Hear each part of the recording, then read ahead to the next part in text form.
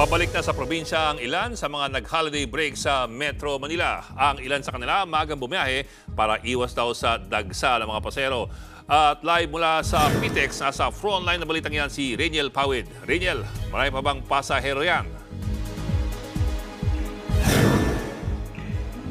As of 10 p.m. nga ay higit 150,000 na yung foot traffic dito sa Parañaque Integrated Terminal Exchange o PITX. At karamihan nga sa mga babiyahe ngayong gabi ay pa Bicol Region at Visayas na nag-celebrate naman o nagdiwang ng kanilang Pasko at Bagong Taon dito sa Metro Manila at ibang karatig probinsya.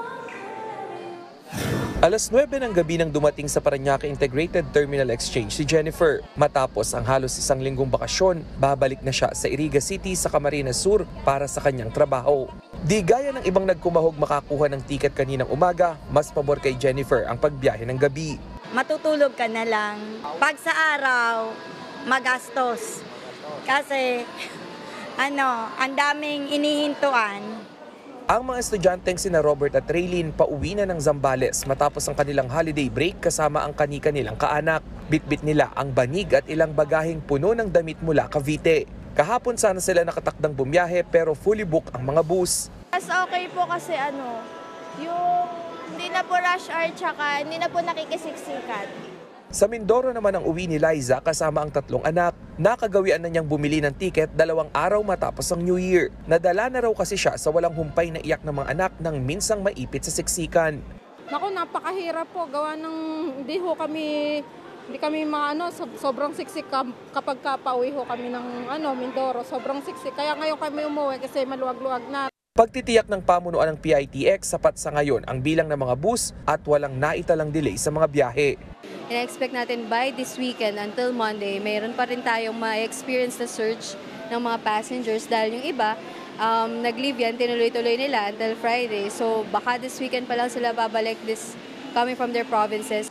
Para sa seguridad ng mga pasahero, may mga nakakalat na pulis at security personnel sa buong terminal.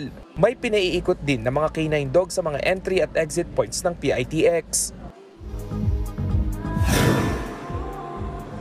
Ayon nga sa PITX management, inaasahan na tutungtong pa sa 170,000 yung mga pasahero dito sa PITX. Pagtungtong din ng alas 12 ng hating gabi at bukas naman hanggang sa Lunes ay inaasahang lolobo pa yan sa 200,000 kada araw dahil ito na nga yung peak ng pagbalik naman ng ilan sa ating mga kapatid galing probinsya papunta dito sa Metro Manila. At ngayon, yung mga nakikita nyong ating mga kapatid na naghihintay sa aking likuran, yan na lamang yung mga kumuha ng midnight trip papunta nga ng Camarines Sur at pa Bicol Region. So ngayon nga ay inihintay na lang nila yung 11 p.m. hanggang 12 midnight na trip. So inaasahan natin na mga 3 hanggang 4 na biyahe pa yan hanggang mamayang alas 12 nga ng gabi. Okay, maraming salamat, Reniel Pawid. Mga kapatid, Ed Lingaw po, maging maalam at may pakialam sa mga napapanahong balita sa ating bansa. Para sa mas malalimang pagtalakay at paghimay sa mga issue at headlines, tumutok lamang at pag-subscribe sa social media pages ng News 5.